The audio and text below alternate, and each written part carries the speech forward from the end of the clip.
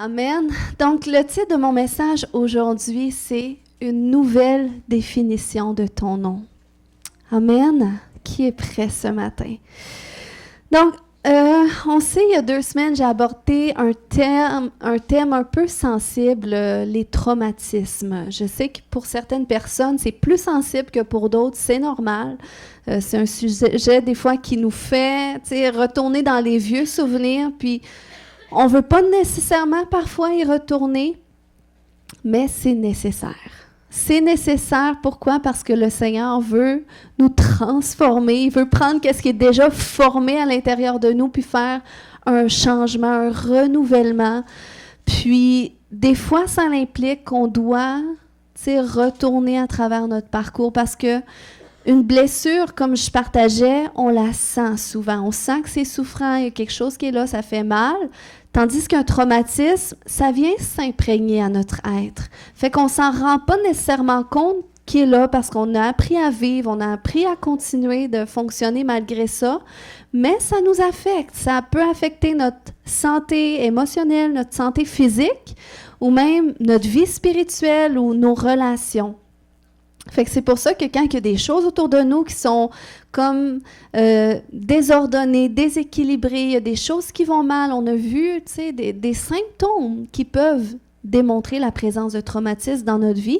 Donc, c'est important de faire comme cette anamnèse, ce mot que j'ai partagé il y a 2 semaines, qui nous amène justement à faire la reconstitution pathologique de notre parcours de vie. Où est-ce qu'on retourne depuis notre naissance? Puis, la différence, c'est que quand on fait ça aujourd'hui, eh bien, on n'est pas seul. On a le Saint-Esprit qui est là avec nous, qui est la lumière du monde, OK? Qui est notre lumière à nous aussi, puis qui est là pour venir mettre les choses en lumière dans notre vie, qui sont parfois bien cachées, qui sont bien enfouies. Il est là pour faire un travail à l'intérieur de nous, puis il est là pour nous soutenir, il est là pour nous fortifier, nous consoler, nous encourager. Amen! Et il est là avec vous aussi, même à travers ce message que vous entendez aujourd'hui, il est là avec vous pour vous aider à comprendre qu'est-ce qu'il veut vous dire précisément, pour que vous puissiez ressortir avec quelque chose. Peut-être, j'amène tout ce message-là, c'est pas de vouloir comme ressortir avec tout. Des fois, ça paraît gros. Il y en a qui disent, il y a tellement d'éléments qui ont été partagés, je ne sais plus où mettre la tête. Mais des fois, c'est de prendre une chose. Tu commences avec une chose que, ça t'a vraiment frappé. Mais ça veut dire, là, tu es rendu là. Fait que là, travaille avec ça, puis tu retournes au reste une prochaine fois. C'est bon? Donc, c'est bien de faire justement cette reconstitution de notre histoire pour aller voir dans notre vie s'il y a quelque chose qu'on n'a pas pris la peine de traiter, des fois qu'on n'a pas jamais adressé, ou des fois on a passé par-dessus certaines choses. Moi, j'avais donc pardonné à tout le monde qui m'avait offensé. Aucune offense dans mon cœur, mais beaucoup de blessures non traitées. Fait que j'ai dû retourner à travers tous ces gens que je croyais que j'avais pardonnés. Je les avais excusés. J'avais dit, non, c'est pas grave, on m'a fait ça, c'est pas grave, je l'ai accepté. Oui, mais il fallait que je le traite quand même. Il fallait que je le donne à Jésus. Il fallait que j'admette la souffrance que ça m'avait occasionnée pour que je puisse le donner à Jésus. Amen. Donc, pourquoi c'est important aussi de faire ça? On peut prendre cet exemple biblique de Salomon. On se souvient de Salomon, il a été l'homme le plus sage que la terre n'a jamais connu, la Bible nous dit. Il a reçu de la part de Dieu un don de sagesse et de discernement extraordinaire. Qui aimerait être comme Salomon? Mais quand tu lis l'histoire, dans les livres des rois, par exemple, l'histoire de Salomon, c'est une histoire qui finit mal, finalement.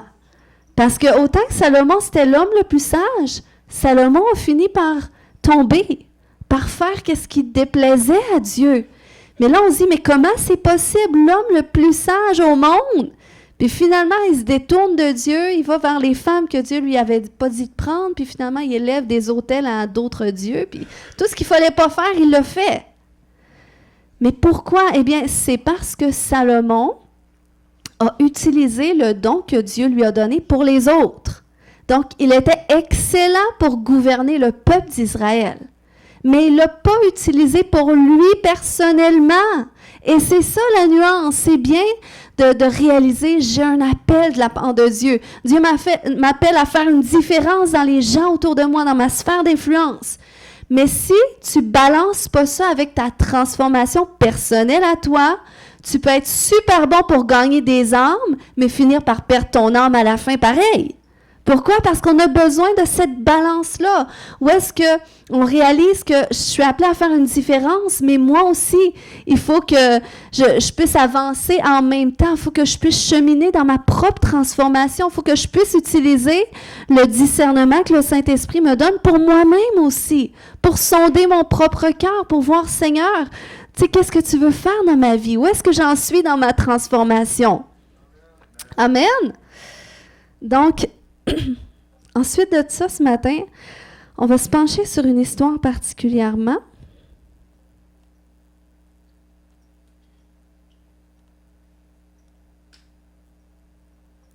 OK.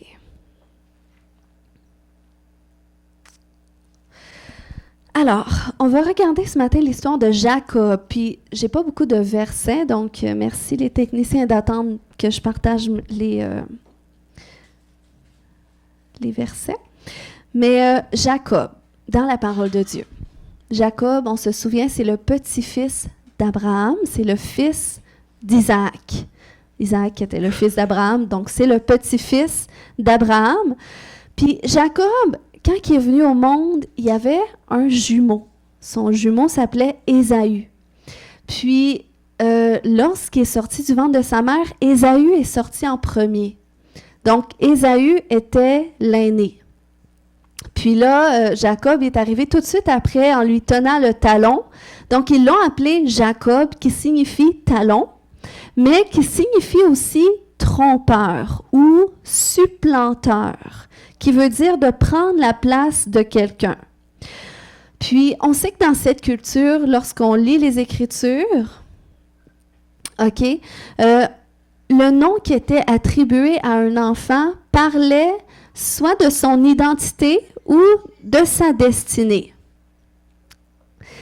OK, il y a toujours une portée prophétique qui est associée à un nom. Donc, Jacob s'appelait le trompeur, le supplanteur.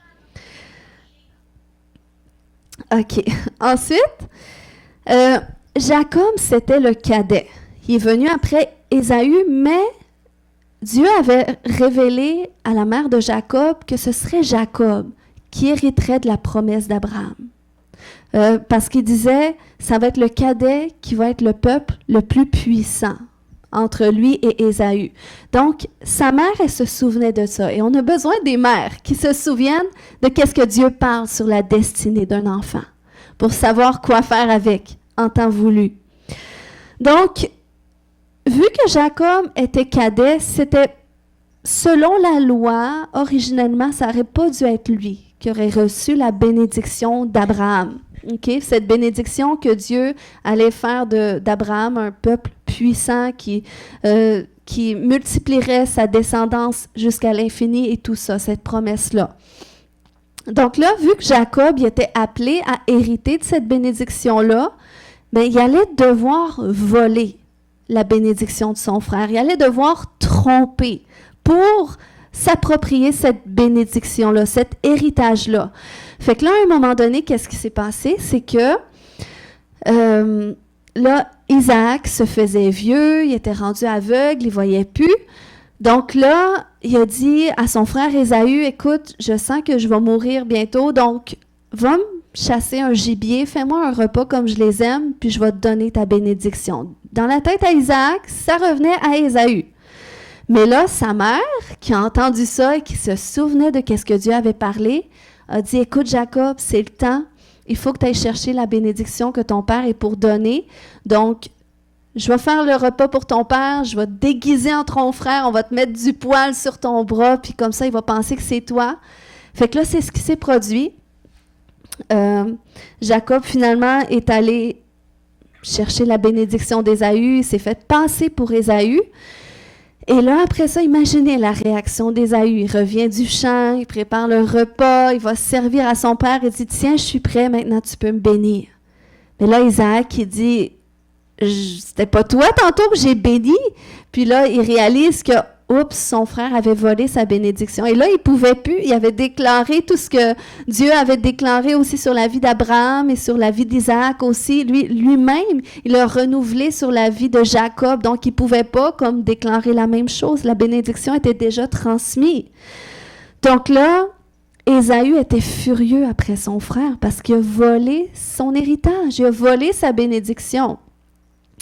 Donc là, ça nous dit dans la suite que son frère en a voulu jusqu'à vouloir tuer son frère, à vouloir tuer Jacob. Donc sa mère qui a entendu ça a dit, écoute, va t'enfuir chez Laban, mon frère, va chez ton oncle Laban, va travailler là, puis le temps que la colère à ton frère s'estompe. Donc, c'est ce qu'il a fait, puis Jacob, il est allé chez Laban, et là, on a toute une belle histoire aussi que vous pouvez, je vous encourage d'aller lire. Mais Jacob, sur cette terre-là, eh bien, tout n'a pas été rose pour lui. On se souvient, lui-même, il a trompé, peut-être qu'il y a d'autres histoires que la Bible ne nous dit pas qu'il a commises, mais sur ce territoire-là, lui aussi, il a été soumis à la tromperie. Il s'est fait tromper par son oncle aussi. On voit cet exemple où est-ce que un jour, il rencontre la belle Rachel et là, il dit « Wow, ça, c'est la femme que je veux marier. » Puis là, il commence à travailler pour Laban. Et là, Laban lui dit « C'est quoi ton salaire? Dis-moi le salaire que tu veux que je te fasse. Je vais te le faire. » Il dit « Ben moi, je veux ta fille Rachel. » Et là, Laban, il dit « OK. » Il dit « Ben travaille pour moi 7 ans. » Puis il dit « Après, je te donne Rachel. » Donc là, il travaille. Hein? Y a-t-il des hommes encore patients comme ça aujourd'hui? Il y en a que ça fait 40 ans, ici, il me semble que j'ai été assez patient. Mais il a attendu 7 ans. Il a travaillé pour gagner sa belle Rachel jusqu'au jour où est-ce que c'était le temps de se marier, de s'unir à elle. Et là, qu'il se réveille le lendemain matin et dans son lit, c'est la sœur de Rachel. Donc, son père a donné la mauvaise femme. Et c'était voulu. Il dit, écoute, je devais te donner l'aîné. C'était l'aîné qui allait passer avant. Donc là, il a dit à Jacob qu'il pouvait travailler encore 7 ans, puis il lui donnerait Rachel. Donc là, il a travaillé encore 7 ans. Donc, quel homme patient qui était dévoué. Mais tout pour dire qu'il s'est fait tromper en bout de ligne. Puis même, à un moment donné, Jacob, il avait travaillé beaucoup pour Laban et là, il avait acquis beaucoup de troupeaux d'animaux, tout ça. Puis là, il avait fait sa famille avec ses 2 femmes. Donc là, à un moment donné, Dieu lui dit, c'est le temps de partir, de retourner au pays de tes pères, puis je vais te bénir en retour. C'est associé à cette bénédiction-là. Puis là, Jacob, il avait annoncé ça à ses femmes, puis il a même annoncé, il a dit dans Genèse 31, 6 et 7, par exemple, il dit, vous savez vous-même que j'ai servi votre père de toutes mes forces, tandis que lui m'a trompé par 10 fois. Donc, par 10 fois, il a été trompé. Il a changé les conditions de mon salaire. Donc, il dit, heureusement, Dieu ne lui a pas permis de me causer du tort. Mais vous voyez quand même, on peut voir une corrélation, OK, entre ces conséquences d'être trompé, OK, puis le fait qu'il a lui-même trompé. C'était un problème qui était aussi associé à son identité, parce que c'était la signification de son nom. Puis lorsqu'on vient dans ce monde, on sait qu'on a tous la nature du péché qui nous enveloppe. C'est inévitable à cause du péché d'Adam. Mais on vient aussi dans ce monde avec une définition vaine qui vient s'accrocher à nous, une identité qui est vaine, que le Seigneur, il veut venir restaurer. Parce qu'on sait, on vient tous de des milieux différents, on grandit dans des milieux différents, avec des expériences, une éducation différente. Puis, cette identité vaine qui est associée à la nature du péché, eh bien, elle va se renforcer à travers des mauvaises expériences. Comme ça a été le cas pour Jacob, qui est venu dans ce monde avec le nom de trompeur, de celui qui prend la place des autres. Puis, ben, les événements ont fait en sorte que ça s'est produit, ça s'est renforcé. Mais malgré ça, il y a l'identité que Dieu parle sur notre vie. Et ça, c'est la bonne nouvelle, parce que même la Bible nous dit qu'avant qu'on soit tissé dans le ventre de notre mère, Dieu nous connaissait, Dieu nous voyait. Donc, Puis il avait déjà déterminé le nombre de jours qu'on allait vivre, la destinée qui allait être associée à nous. Donc ça nous montre que Dieu a un plan plus grand que celui dans lequel on peut naître dans ce monde, puis qui va parfois se défaire, puis se tordre à travers les années. Donc, pour ce qui est de Jacob, malgré le nom qu'il avait reçu, les expériences qu'il avait vécues, eh bien, Dieu avait prévu qu'il allait tout de même être l'héritier d'Abraham, qu'il allait être celui qui allait faire perpétuer cette promesse. Puis allons voir c'est quoi cette promesse-là. Dans Genèse 22, 17-18, Dieu avait dit à Abraham, « Je te bénirai et je multiplierai ta postérité comme les étoiles du ciel et comme le sable qui est sur le bord de la mer. » Imagine, Dieu te dit ça. Wow! Tu sais, déjà, ça montre le cœur de Dieu envers toi, comme de quoi que ta descendance va toujours se poursuivre. Il dit, ta postérité possédera la porte de ses ennemis. Donc ça, c'est une promesse de victoire, quels que soient les ennemis qui s'élèvent contre toi. Il dit, toutes les nations de la terre seront bénies en ta postérité. Wow, quelle promesse! Parce que tu as obéi à ma voix. Donc ça, c'était la promesse que Dieu avait donnée à Abraham et Dieu l'a rappelée à Isaac et il l'a rappelé aussi à Jacob sur son chemin. Mais à cause du tort que Jacob avait fait dans sa vie, à cause de qu'est-ce qui était attaché à son identité, eh bien Jacob, il était pas libre dans son âme. Donc là, un jour, Dieu lui dit, « Retourne dans ton pays d'origine et je vais te bénir. » Puis là, Jacob savait, quand Dieu dit « Je vais te bénir », savait tout ce qui venait avec. Mais Jacob savait qu'il devait repasser par chez son frère Ésaü. Donc là, ça, c'était plus difficile pour Jacob. Mais bon, là, il est parti avec tous ses troupeaux, toutes ses femmes, ses enfants, tout ça. Puis là, à un moment donné, il dit à ses messagers, il dit, allez annoncer ma venue à Ésaü. Puis, il se préparait à le rencontrer, tout ça. Mais là, regardez qu'est-ce qui s'est produit dans Genèse 32, 7-9. Ça dit que les messagers revinrent auprès de Jacob en disant, « Nous sommes allés trouver ton frère Ésaü, et le voilà qui vient à ta rencontre. » Donc ça annonçait pas bon présage pour Jacob, avec 400 hommes. Jacob eut très peur. L'angoisse le saisit et il répartit en deux camps les gens qui étaient avec lui, le menu et le gros bétail ainsi que les chameaux, car il se disait, si Ésaü attaque l'un des champs et le détruit, celui qui restera pourra en réchapper. Donc, vous voyez là, c'est la peur, l'angoisse le saisit parce que là, il se met à imaginer le pire. Il dit, écoute, c'est sûr, c'est pas bon signe, j'envoie des messagers, puis il revient avec 400 hommes vers moi.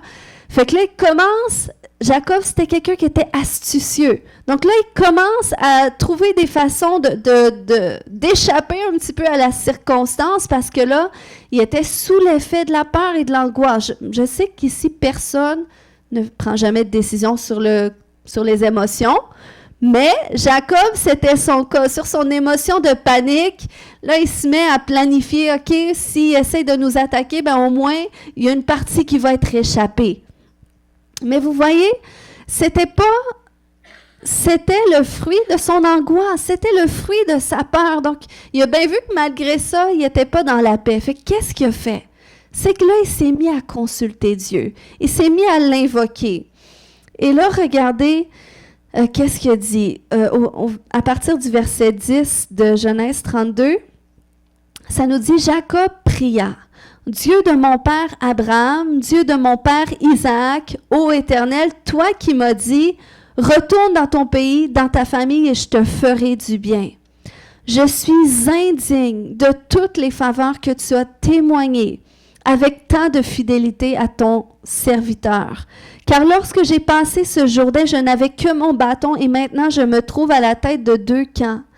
Délivre-moi, je te prie, de mon frère Ésaü, car j'ai peur qu'il vienne me tuer sans épargner ni mère ni enfant. Pourtant, Toi, tu m'as dit, je te ferai du bien et je rendrai tes descendants aussi nombreux que le sable de la mer que nul ne peut compter. » Donc, vous voyez dans cet épisode, Jacob, il se met vraiment en posture d'humilité. Il réalise, écoute, Dieu a renouvelé la bénédiction sur ma vie, cet héritage-là qui est associé à la vie de mon père, mais je suis indigne, je l'ai volé, puis je l'ai pris d'une façon malhonnête, puis il commence à admettre devant Dieu, écoute, tu sais, je ne mérite pas ça, même si tu l'as reconfirmé sur ma vie.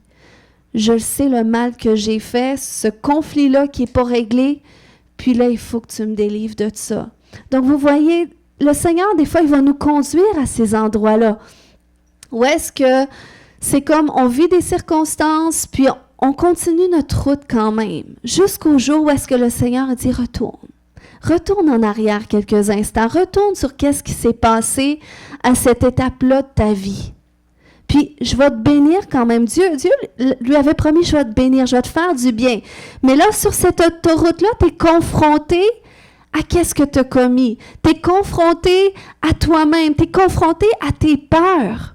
Puis si le Seigneur le permet, eh bien, c'est parce qu'il veut régler ça. Puis des fois, on essaie de trouver des façons de fuir, comme Jacob, à une certaine saison de sa vie, il a fui. Il a fui chez son oncle, c'était correct. Mais cette identité-là de trompeur était quand même attachée à lui. Qu'est-ce qu'il avait commis? C'était quand même attaché à lui, c'était pas réglé. Mais là, sur cette autoroute, où est-ce qu'il retourne? À son pays d'origine. Où est-ce qu'il retourne à ses origines? Eh bien là, Dieu le confronte à tout ça, là, il invoque Dieu. Puis regardez qu'est-ce qui s'est produit. Dans Genèse 32, au verset 25, ça nous dit que Jacob resta seul. Alors un individu lutta avec lui jusqu'à l'aube. Donc vous voyez déjà ici, c'est pas Jacob qui lutte, ok, mais c'est l'individu. Il y a un individu qui lutte avec lui. Dans le fond, ça représente l'ange de l'Éternel qui lutte avec lui. Donc c'est comme si cette lutte, en fait, en faisant cette lutte avec lui, il le confronte à lui-même.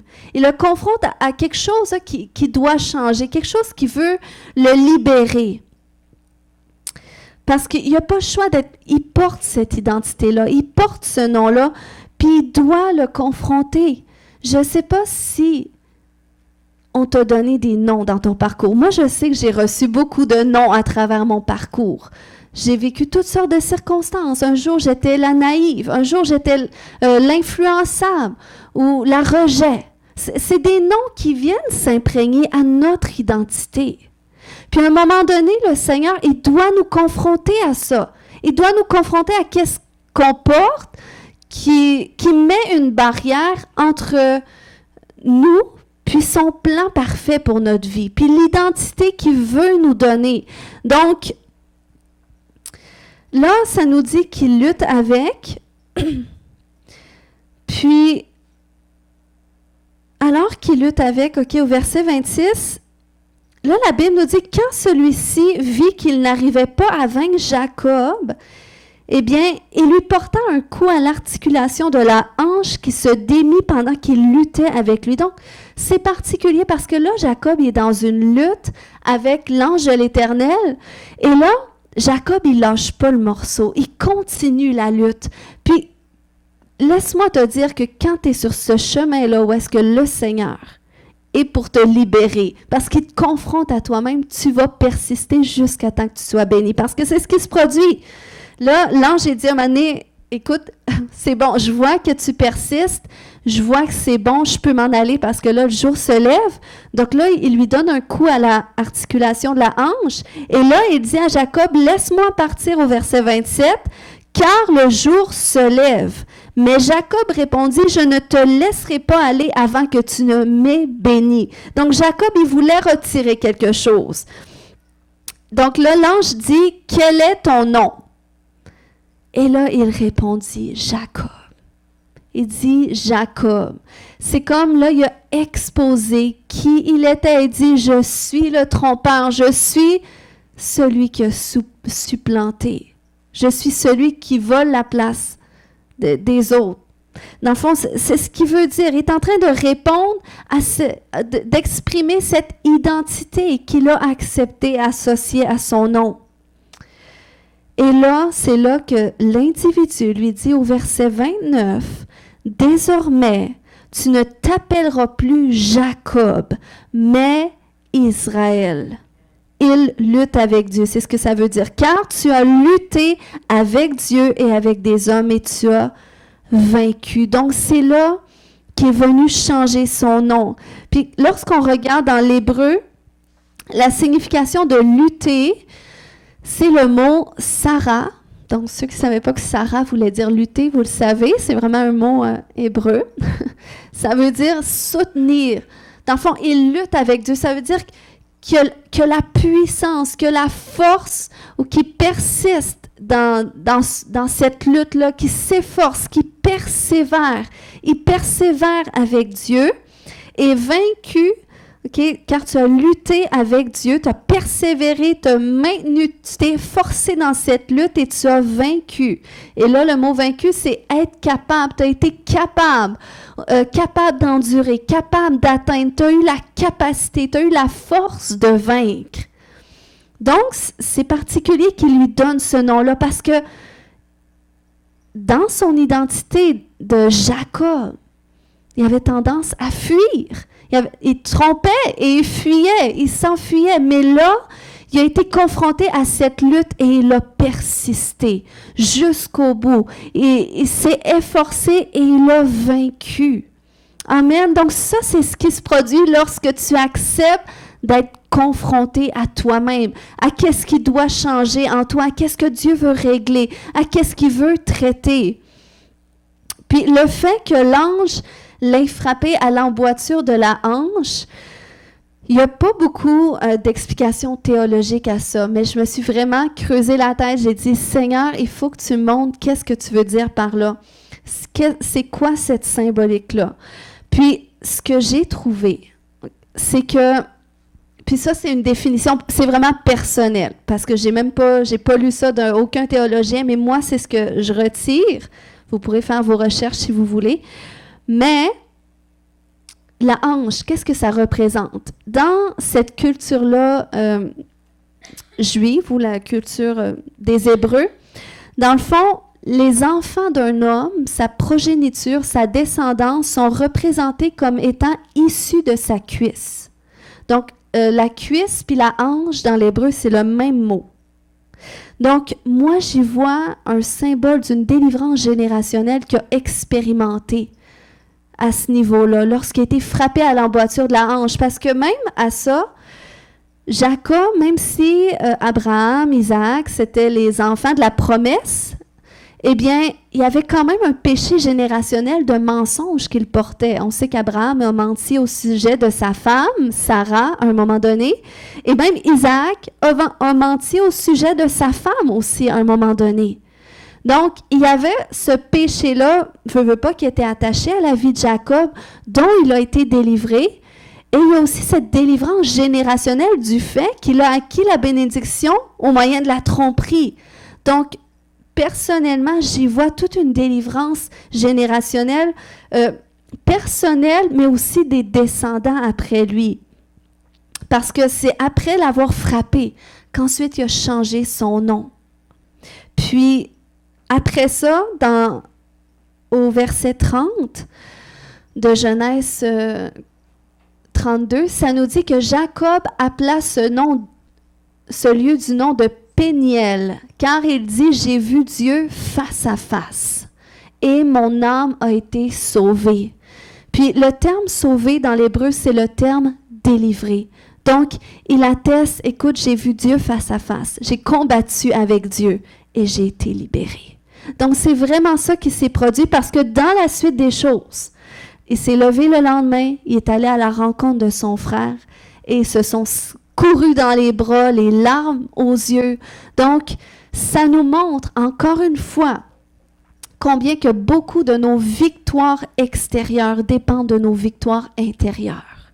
Il a mené cette lutte, il a été confronté à lui-même dans la présence de Dieu, en face à face avec Dieu. Et Dieu l'a confronté pendant toute la nuit jusqu'à temps qu'il expérimente cette délivrance-là, cette libération-là, cette guérison où est-ce que là, il y a eu un changement au niveau de son identité qui s'est produit. Désormais, tu ne seras plus Jacob le trompeur, le supplanteur, mais tu vas être celui qui lutte avec Dieu. Tu vas être celui qui lutte avec moi et qui gagne. Amen. Donc, cette réconciliation-là avec Ésaü, c'est le fruit de cette lutte que Jacob a menée avec Dieu, qui l'a délivré également de toute indignité. Parce que veut pas associer à son identité. Jacob portait de l'indignité, parce qu'évidemment, il avait commis des mauvaises choses aussi. OK? Puis, il faut savoir qu'on a tous un passé qui nous suit. On a tous des expériences qu'on a produites qui s'attachent à notre identité, à notre façon de se voir, à notre façon de voir les autres, à notre façon de se comporter. Puis, on peut continuer de vivre comme ça jusqu'au jour où est-ce que le Seigneur veut qu'on rentre dans notre appel. Et il va dire, attends un instant, il y a quelque chose qui bloque pour que je t'envoie plus loin. Retourne à tes origines. Retourne à ton parcours. Puis tu vas voir, le Seigneur, il va régler des choses. C'est ce qu'il a fait dans la vie de Jacob. Amen. Donc, lorsque le Seigneur, il vient ôter ces couches qui revêtent ton identité. Parce que notre identité, il y a un lien avec notre destinée. Donc, c'est pour ça que notre identité doit être restaurée dans la façon que Dieu l'a conçue à l'origine de notre création. On doit vivre cette restauration-là si on veut pleinement s'aligner avec notre destinée qu'il a prévue pour nous. Puis, lorsque le Seigneur fait ça, qui te confronte à ces couches-là dans ton identité, qui veut te libérer, eh bien, c'est là qu'il te guérit. Puis c'est là qu'à toutes les fois, il vient te donner une nouvelle définition de ton nom. Et ça, c'est une promesse que Dieu lui-même a donnée pour le peuple d'Israël et qui est pour vous et moi ce matin. Dans Ésaïe 62, au verset 2, dans la version second 21, Dieu dit, « Alors les nations verront ta justice et tous les rois ta gloire, et l'on t'appellera d'un nom nouveau. » Dis avec moi, nom nouveau. Défini par l'Éternel lui-même. Qui veut ce nom nouveau? Que ce n'est pas la bouche de l'homme qui a déterminé, qui a défini, que ce n'est pas notre parcours, nos expériences négatives qui ont défini, mais c'est Dieu lui-même qui te donne un nom nouveau, comme il a fait à Jacob. Il te regarde, il dit, mon fils, ma fille, voici, on ne t'appellera plus comme ça. On ne t'appellera plus la rejetée, mais on va t'appeler celle qui est pleinement acceptée, celle qui est pleinement approuvée. Amen. Donc, c'est comme ça que le Seigneur, il fait les choses. Amen. Donc, quel que soit ce que tu portes, quel que soit qu'est-ce qui a défini ton identité associée à ton passé, le Seigneur veut te donner une nouvelle définition de toi-même associée à ton avenir. Amen. Et ça, je vous dis, c'est une parole que j'ai reçue du Seigneur en début d'année. Puis, je n'ai pas ressenti de le partager jusqu'à aujourd'hui, dans cette période où est-ce qu'on franchit nos 10 ans. Amen. Puis où est-ce qu'on franchit aussi même une nouvelle année selon le calendrier de Dieu. OK? Donc, c'est prophétique. Puis je vous invite vraiment à le saisir pour vous. Même à avoir cette quête, Seigneur, quel est ce nom nouveau que tu veux définir de moi? Quelle est cette nouvelle définition de moi-même associée à ma destinée? Est-ce que tu veux me donner? Amen. Donc, comment est-ce que Jacob a trouvé le courage de poursuivre sa route, puis qui a été sous la faveur de Dieu comme ça? Eh bien, c'est parce qu'en redéfinissant son nom, Dieu a restauré sa dignité. Il a restauré sa confiance en lui-même. Parce que lorsqu'on te définit, en fonction de ton vécu, en fonction de qu'est-ce que tu as commis, qui est négatif, eh bien, ça va brimer ton estime de toi. Ça va brimer ta confiance en toi. Puis, tu sais, lorsque tu viens qu'à faire des erreurs dans ton parcours, OK, puis que ça implique des autres, peut-être que ça va brimer la confiance des autres envers toi, mais ça va aussi brimer la tienne envers toi-même. Tu sais, quand tu es à cet endroit où est-ce que tu regrettes des choses que tu as commises, que tu t'en veux de. Est-ce qu'il y a déjà des gens, des fois, tu repenses à des choses, je m'en veux de. Tu sais, pourquoi j'ai fait ça? Puis, qu'est-ce qui m'a pris de prendre cette décision-là? Quand tu t'en veux, puis c'est un petit peu ça que Jacob, il portait aussi. OK? Puis, à cause justement de cette indignité que ça occasionne, parce que c'est ça, quand tu t'en veux, quand tu es dans le regret, quand tu es fâché contre toi, ben c'est une sorte d'indignité envers toi-même aussi, parce que là, tu n'es pas content de toi, donc tu t'en veux, ça apporte une certaine honte de toi, parce que tu aurais aimé ça faire autrement. Mais ça t'empêche justement d'avancer. Ça t'empêche de marcher dans cette nouvelle définition que Dieu voudrait te donner. Puis automatiquement, l'indignité, la honte, qu'est-ce que ça donne comme sentiment? Ça donne ce sentiment de soit tu veux te protéger, soit tu essaies de fuir. Tu fais en sorte de ne plus être confronté à des circonstances que tu as vécues dans lesquelles tu n'as pas été content de toi. Mais l'affaire, c'est que ça ne fonctionne pas comme ça. Tu sais, Jacob a pu fuir un certain temps chez Laban. Il a pu refaire sa vie. Mais à un moment donné, même quand il voulait encore fuir, il dit, écoute, Ésaü vient contre moi, je vais séparer en 2 camps, on va tout organiser au cas où qui se lève contre nous. Donc, il cherchait des façons de justement de sauver tout ça.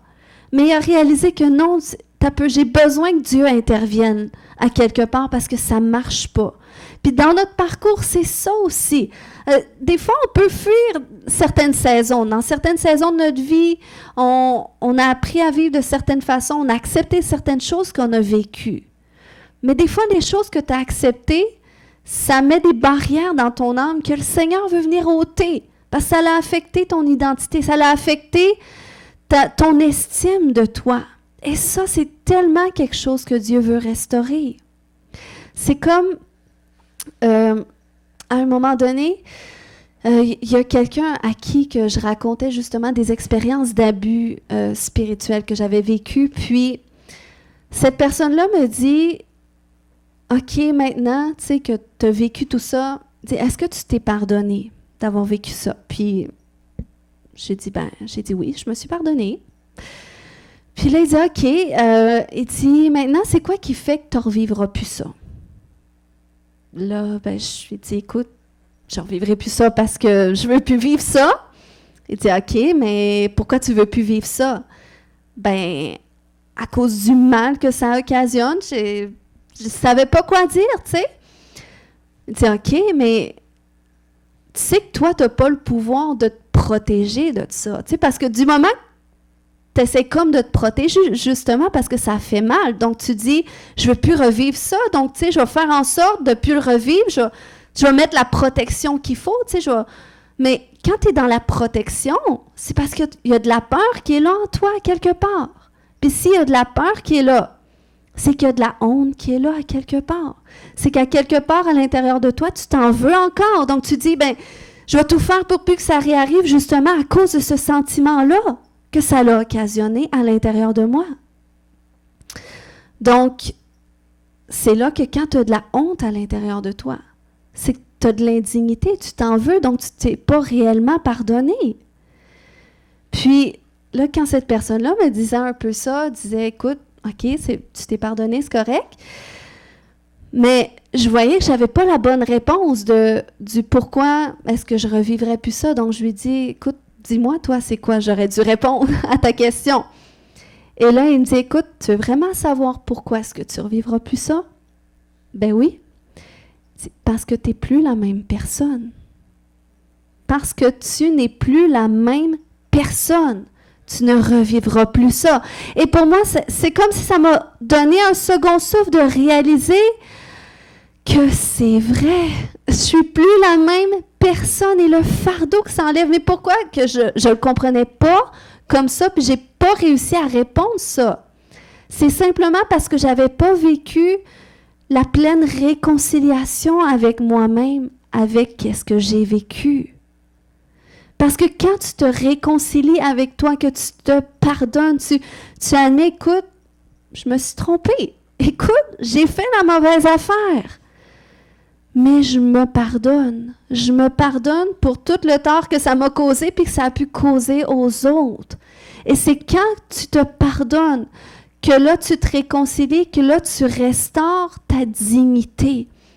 Tu restaures ta confiance en toi. Tu te permets de te faire confiance à nouveau. Amen. Que tu ne referas plus ces mêmes erreurs. Pourquoi? Parce que tu es une nouvelle personne. Donc, ta mentalité, elle a changé. Ton cœur a changé. Tes dispositions ont changé. Donc, j'ai plus besoin de craindre. Pourquoi?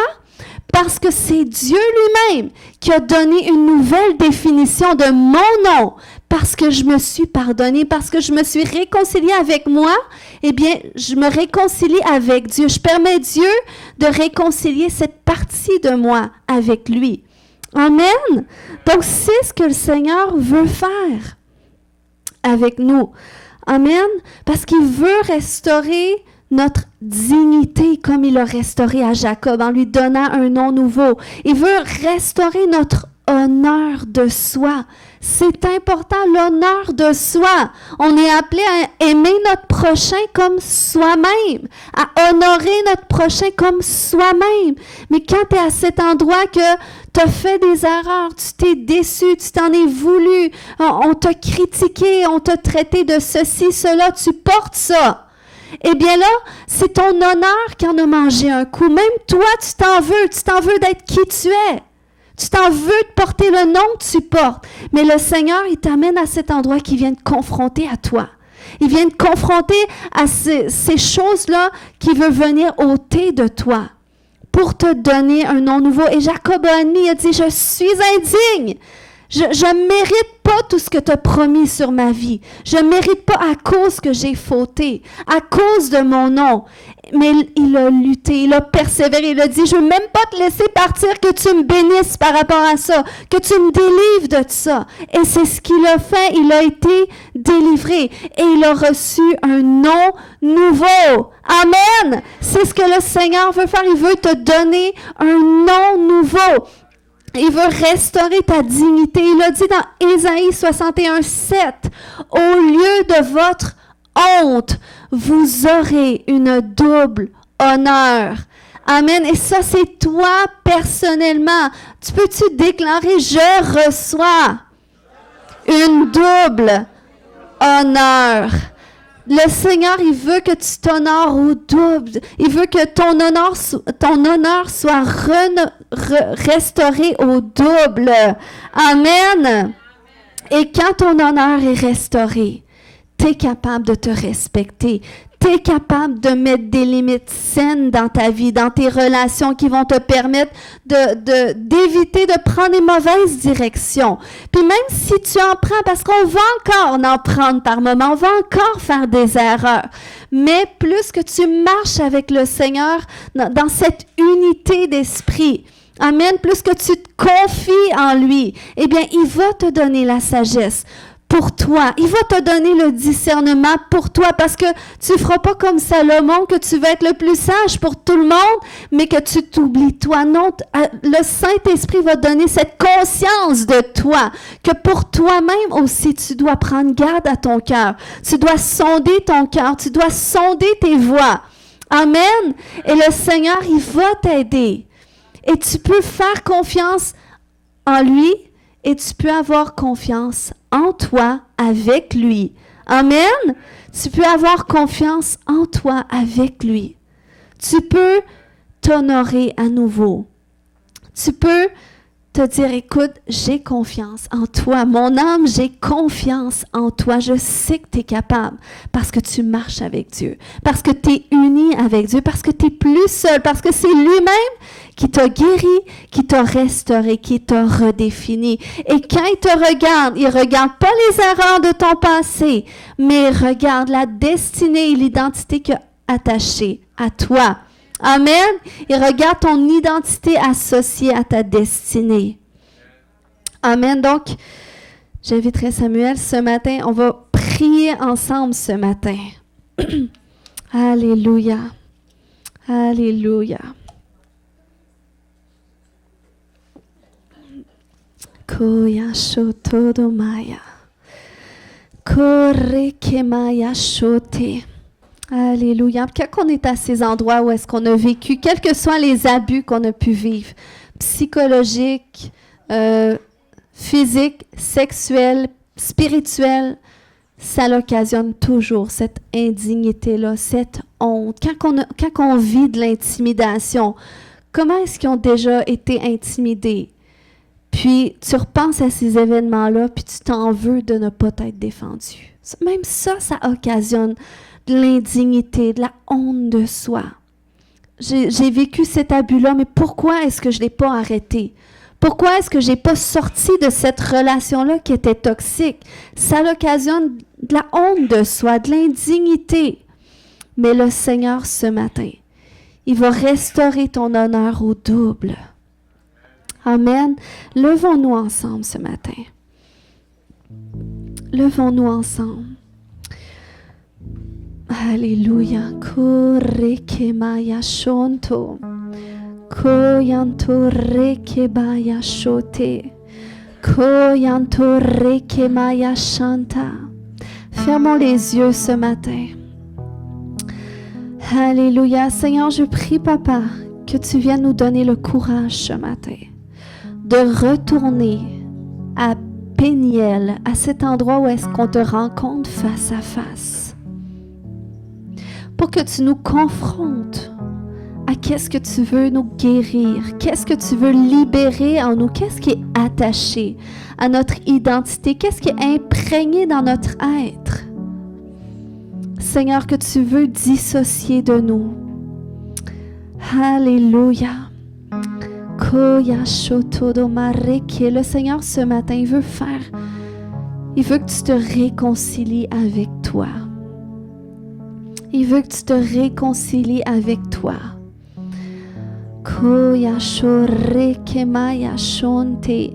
Et je crois ce matin qu'il y en a des fois, peut-être vous êtes à cet endroit qu'il y a quelqu'un qui vous a vraiment fait mal, puis vous avez du mal à la pardonner. C'est comme, il y a encore de l'amertume qui est là. Mais je sens qu'il y a une guérison qui va être... il y a une grâce pour son pardon qui va être libérée après que vous ayez passé par ce processus de pardon de soi. De se pardonner soi. De se pardonner d'avoir accepté des circonstances. De se pardonner, je me pardonne. Est-ce que ce matin, tu peux commencer à le confesser de ta bouche? Est-ce que tu peux confesser de ta bouche? Je me pardonne ce matin. Je me pardonne d'avoir cru au nom qu'on m'a donné. Combien j'ai été timide longtemps à cause de ces noms qu'on m'a donnés, justement, qui me donnaient une honte de moi, une honte de m'exprimer, une honte d'être moi-même. Mais Seigneur, ce matin, on est devant toi, on est en face à face avec toi. Seigneur, ce matin, je veux déclarer que je me pardonne. Je me pardonne d'avoir cru ces noms que mon Père m'a donnés. Je me pardonne d'avoir cru ces noms que ma mère m'a donnés. Je me pardonne d'avoir cru ces noms que mes frères et sœurs m'ont donnés. Je me pardonne d'avoir cru ces noms qu'on m'a donnés à l'école. Je me pardonne de ne pas m'être défendue. Je me pardonne d'avoir accepté des circonstances, d'avoir accepté des abus. Je me pardonne d'avoir accepté d'être traité comme je l'ai été. Kaya shore ketede. Koya shata, je me pardonne de ne pas m'avoir écouté. Koya shanta, je me pardonne. Je me pardonne de m'avoir tait quand j'aurais dû parler. Je me pardonne de m'être caché quand j'aurais dû prendre ma place. Commence à le déclarer ce matin. Ce à quoi tu te pardonnes, ça va libérer une guérison. Alléluia. Koya shore kete. Koya shoro kotodo. Koyantore kemaya shoto.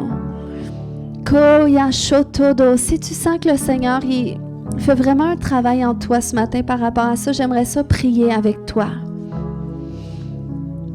J'aimerais ça que tu puisses t'avancer. Puis s'il y en a, vous êtes à cet endroit que ça a vraiment fait écho, tu sens que le Seigneur veut vraiment redonner une nouvelle définition de ton nom, qu'il veut vraiment restaurer ton identité. J'aimerais ça que tu t'avances. Je veux prier personnellement avec toi. Tous ceux dans la salle, vous pouvez rester dans cette atmosphère-là parce que vous êtes avec votre Dieu. Vous êtes dans la présence de votre Dieu. Alléluia. Koya shore kete. Koya shoro komaya shanta. Et là où est-ce que tu es ce matin, prie en langue. Kaya shore ketede. Koya shoro komamaya shanta. Koya shore ketede. Koya shoro komamaya shanta. Koya shore kemaya shonto. Vous savez, quand on est enfant, puis nos parents banalisent toujours qu'est-ce qu'on partage. Puis c'est comme si je vois une petite fille qui vient vers ses parents, puis qui essaie de dire comment est-ce qu'elle sent, mais que ses peurs, que ses insécurités ne sont pas prises au sérieux. Puis c'est toujours banalisé, c'est toujours arrête d'en rajouter, c'est correct, c'est toujours c'est correct. Mais il y a des insécurités, il y a des peurs qui sont refoulées là, que le Seigneur veut libérer. Alléluia. Là où est-ce que Kore kemaya shoto kotodo mamaya shanta. Kore kemaya shote kete de mamaya shore kete. Koya shoro kobabaya shante. Koya shoto. Koya shoto. Le Seigneur prend tes larmes. Le Seigneur prend tes larmes. Alléluia. Alléluia. Pardonne-toi. Pardonne-toi. Pardonne-toi. Pardonne-toi parce que c'était pas ta faute. Pardonne-toi. Koya shore kete. Koya shore ke baba baba baba yashote. Koya shore ke mama mama mama yashote.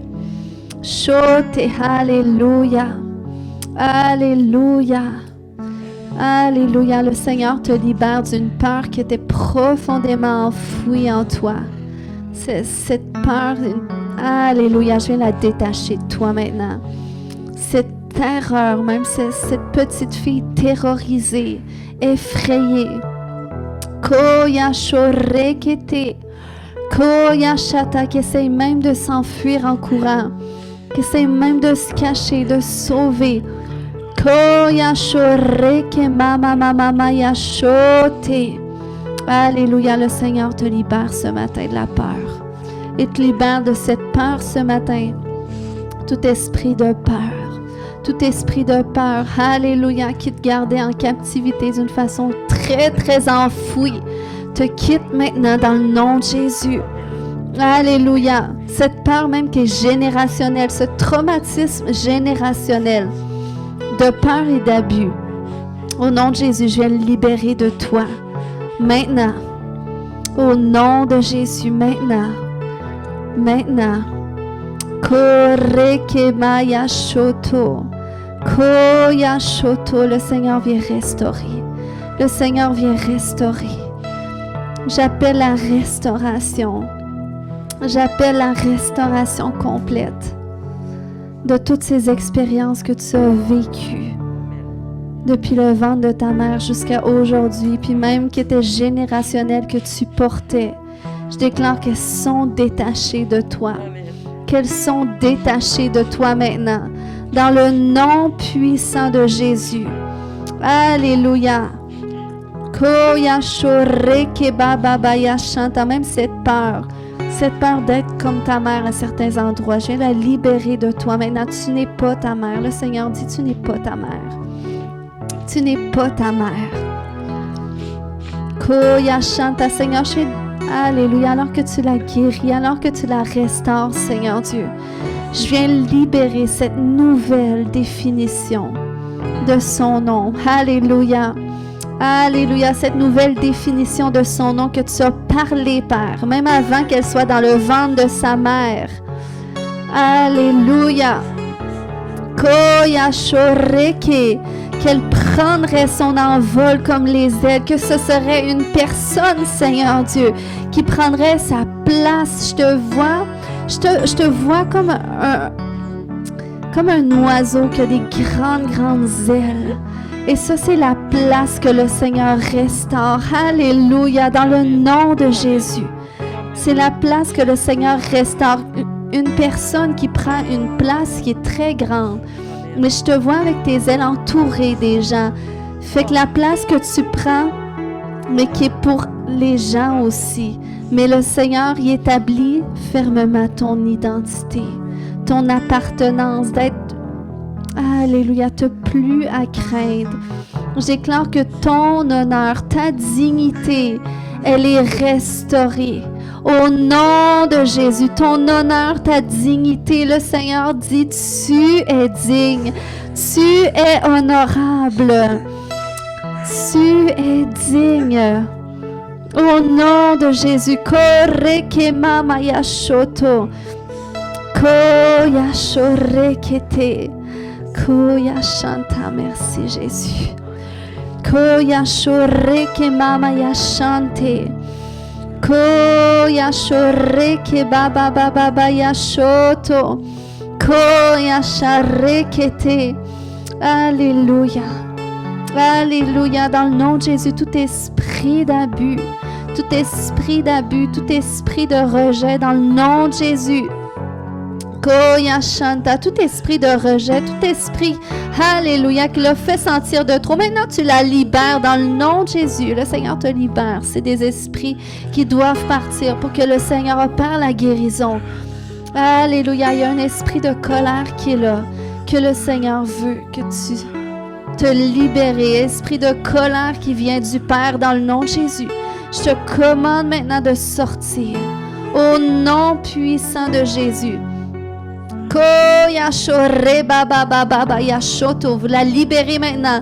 Esprit de mort, esprit dans ses pensées qui la tourmentent, maintenant tu la libères dans le nom de Jésus. Alléluia.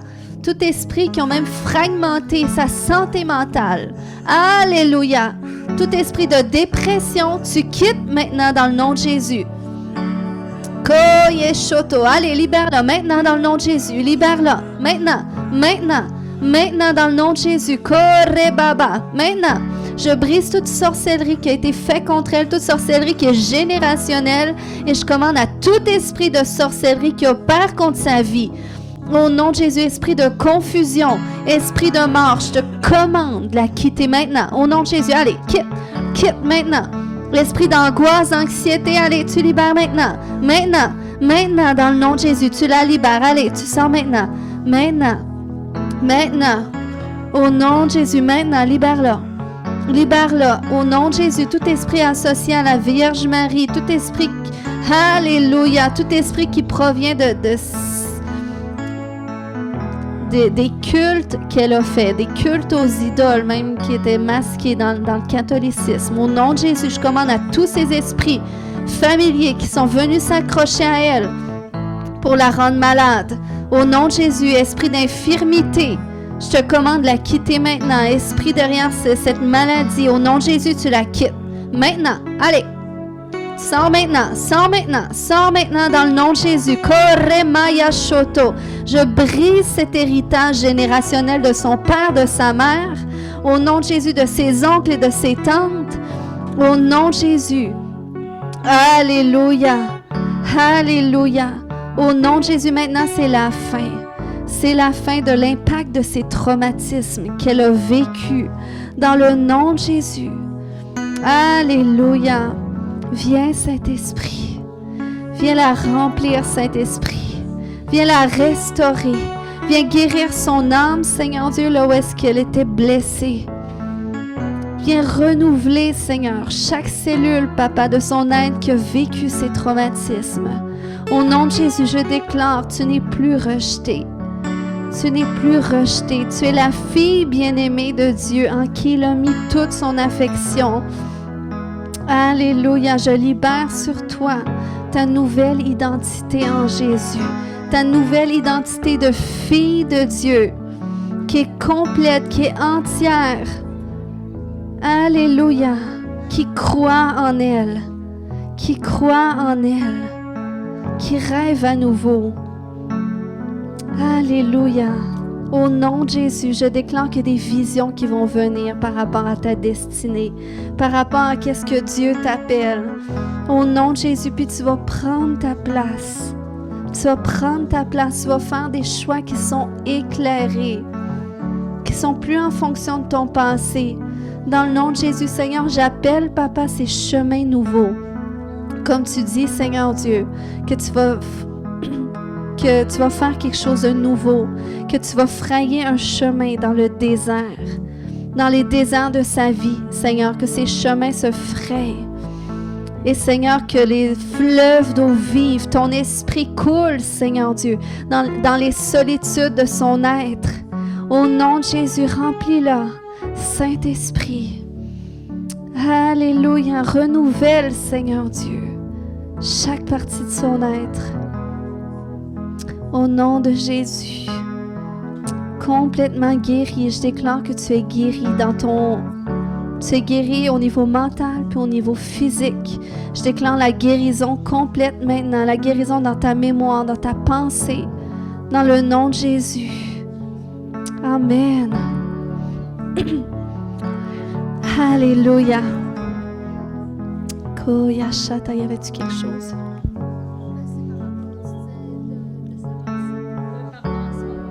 Oui. Seigneur, merci, Papa. Korababayashote, koyashanta. Seigneur, j'appelle une guérison complète, Seigneur Dieu. Une guérison complète, une paix qui va être parfaite, associée à son passé, associée à tous ses choix. Au nom de Jésus. Alléluia. Tout esprit qui la maintenait dans un déshonneur de soi, dans la condamnation, dans le nom de Jésus, la libère maintenant. Toute condamnation. Je déclare ce manteau de condamnation maintenant. Il est ôté, il est mis au pied de la croix. Il est mis au pied de la croix, ce manteau de condamnation. Au nom de Jésus.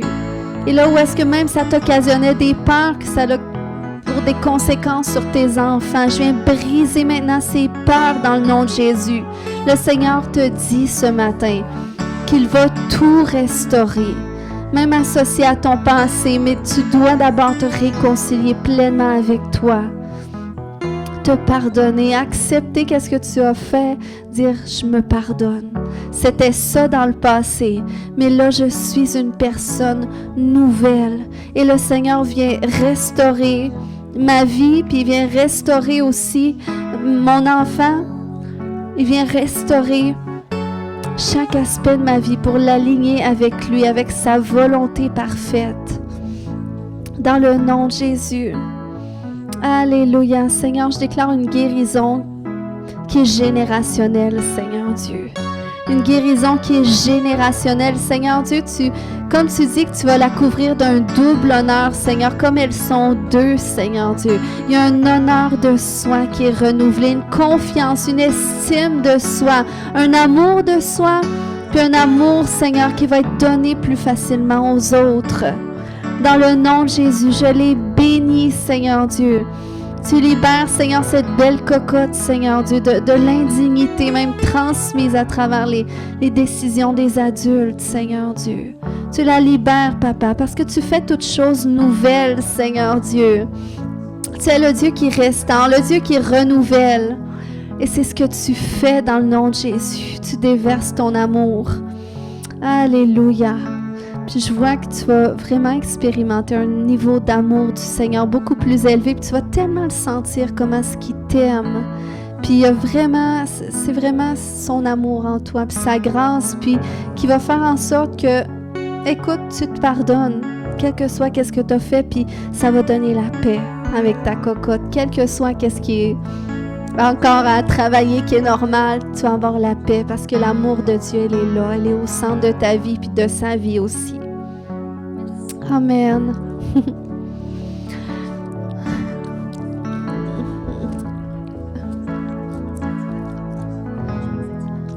Alléluia. Assez d'attendre. Amen. Seigneur, je te remercie, Papa. Je te remercie pour ce jour de restauration. Ce jour de restauration où est-ce que tu dis, Seigneur, ce n'était pas ta faute. Ce n'était pas ta faute. Puis là où est-ce que tu as été traumatisé, le Seigneur, il vient ôter qu'est-ce qu'il y a à la racine de ces traumatismes, ce dégoût. Il vient l'ôter de toi.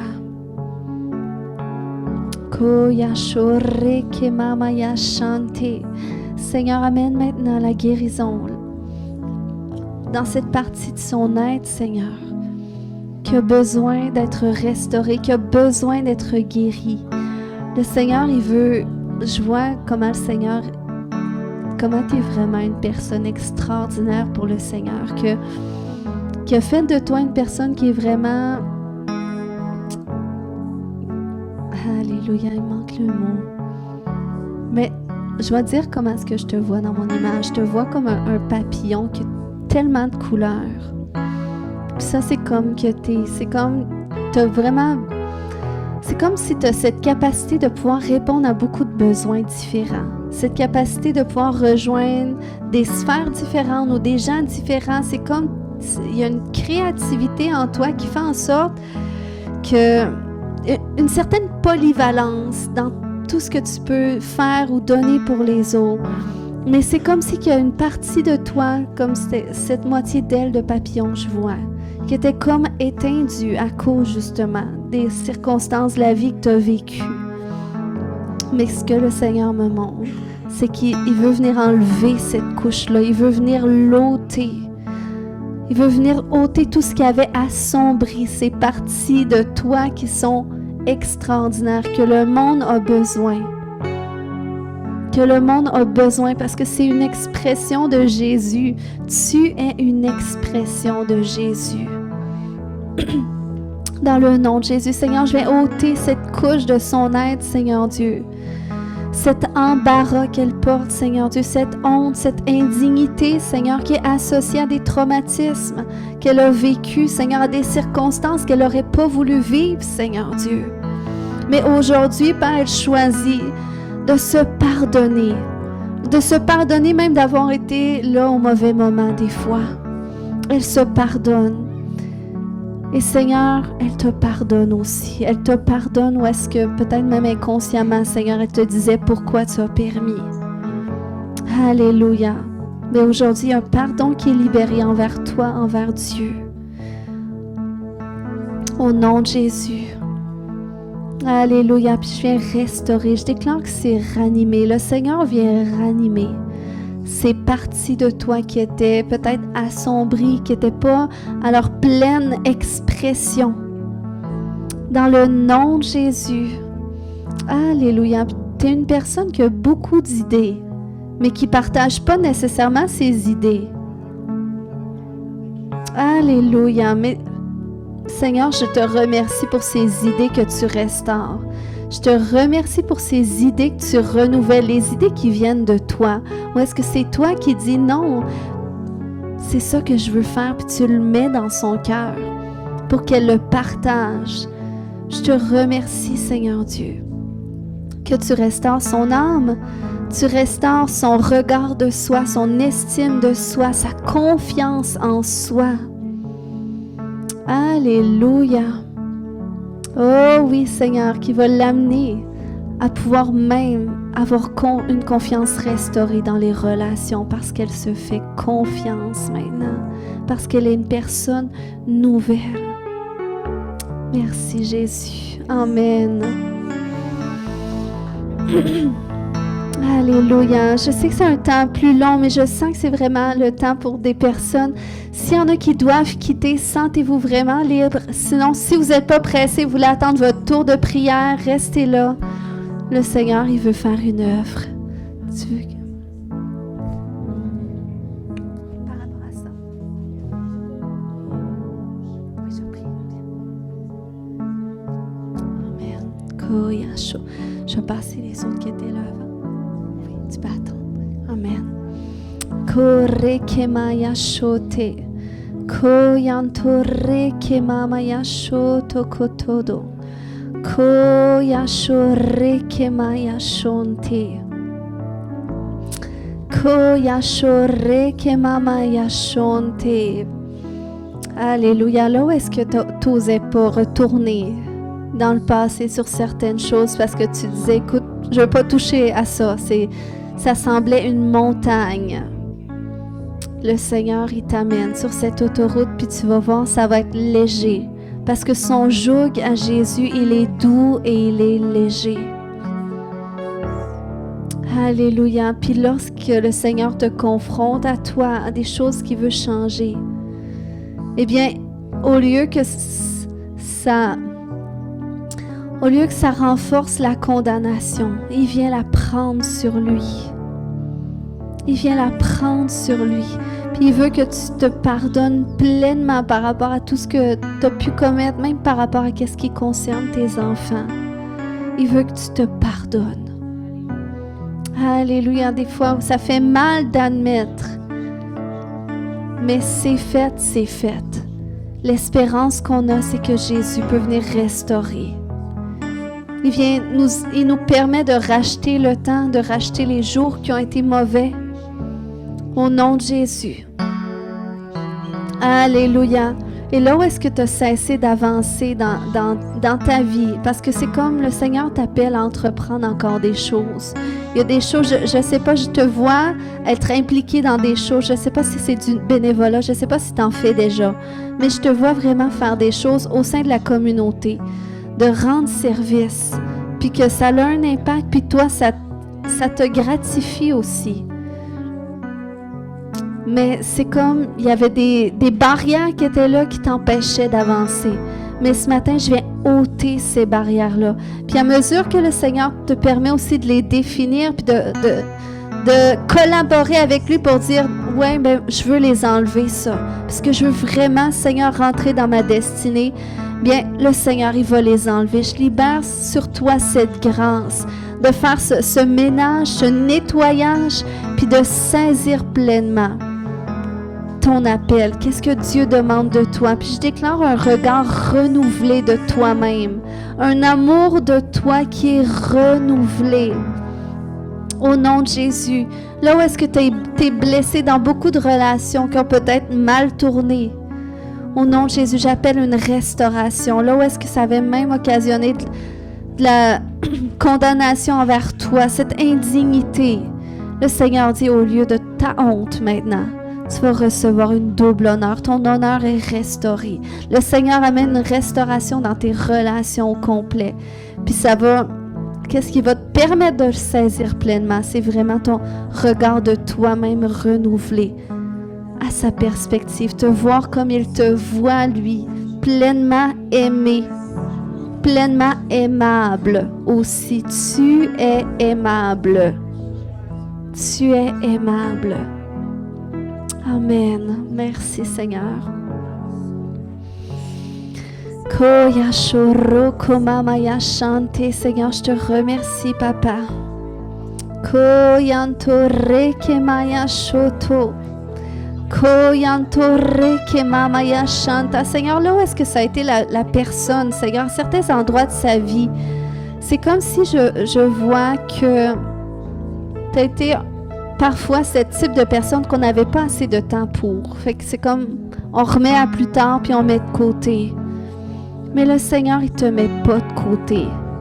Le Seigneur, il veut te sortir de cette place-là de côté pour pleinement restaurer ta place qui est à la tête et non à la queue. Puis ça, c'est dans... Des fois, c'est une place qu'on prend à l'intérieur de nous. On se met de côté, on se met en arrière. Mais le Seigneur vient te libérer ce matin, même de ce rejet de soi. Dans le nom de Jésus. Alléluia. Si tu peux déclarer ce matin, je me pardonne de m'être rejeté, de m'être mis de côté. Alléluia. Le Seigneur a une place de choix pour toi. Il t'approuve pleinement. Il t'aime tellement. Alléluia. Seigneur, je vais déclarer ce matin par une guérison, Seigneur, par rapport à toutes ces expériences où est-ce qu'elle a été mise de côté, Seigneur Dieu. Puis peut-être des fois c'était sournois, mais ça l'a laissé rentrer en elle ce mensonge, qu'elle avait moins de valeur, qu'elle avait moins d'importance. Dans le nom de Jésus, je viens déclarer maintenant que ça se détache de ton identité. Au nom de Jésus, ta confiance en toi, elle est restaurée. La place qui te revient, elle est restaurée. Au nom de Jésus. Koya shoroko mamaya shanta. Koya shotodo mamaya shanta. Alléluia. Tu es une personne.